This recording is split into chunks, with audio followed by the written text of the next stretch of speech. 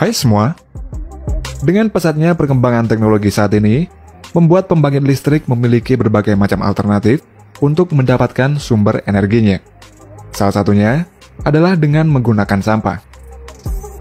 Selain dapat menghasilkan energi listrik, sampah ternyata juga bisa diolah untuk dapat digunakan sebagai bahan bakar jet atau kendaraan lain.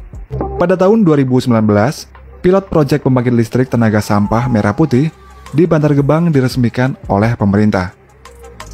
Pembangunan PLTSA ini termasuk dalam proyek strategis nasional, dan selain Bantar Gebang, pembangunan PLTSA ini juga diprioritaskan penerapannya di 12 kota besar di Indonesia.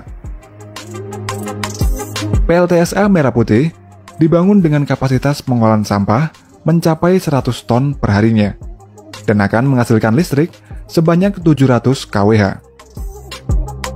Untuk menghasilkan listrik, PLTSA Merah Putih ini menggunakan teknologi termal dengan tipe insinerasi yang juga banyak dipakai oleh negara lain di dunia. Seperti di Belanda, salah satu pabriknya yang bernama AEB juga mengolah sampah menggunakan proses insinerasi. Dan pabrik AEB ini dapat mengolah sampah sebanyak 1,5 juta ton sampah untuk tiap tahunnya. Dalam prosesnya, truk pengangkut sampah akan membawa sampah menuju pabrik. Lalu sampah tersebut dimasukkan dan dicampur menjadi satu di waste bunker. Untuk selanjutnya, sampah-sampah tersebut kemudian dimasukkan ke dalam grate furnace atau tungku pembakaran menggunakan gripper yang dikendalikan oleh operator untuk proses pembakaran atau insinerasi. Proses insinerasi di dalam tungku pembakaran tersebut bekerja selama 24 jam non-stop, dan suhu di dalam tungku pembakaran tersebut mencapai 1000 hingga 1200 derajat Celcius untuk meminimalkan pembentukan dioksin pada gas buang.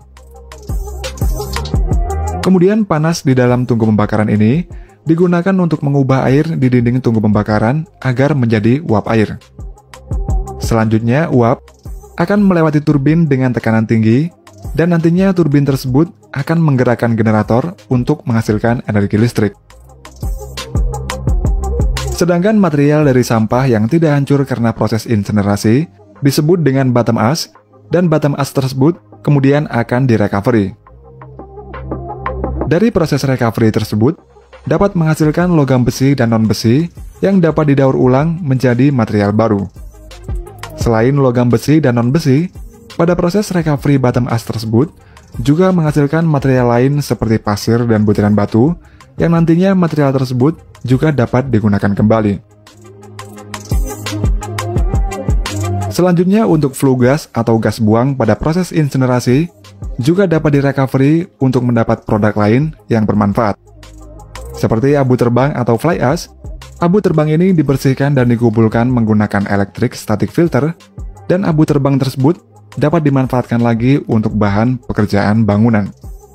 Sedangkan limbah dioksin dan material berbahaya lainnya akan dibersihkan dari gas buang.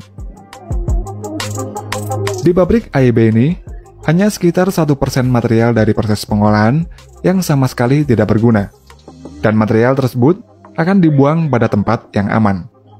Sedangkan 99% lainnya digunakan untuk menghasilkan energi listrik, sistem pemanas, dan untuk bahan material bangunan.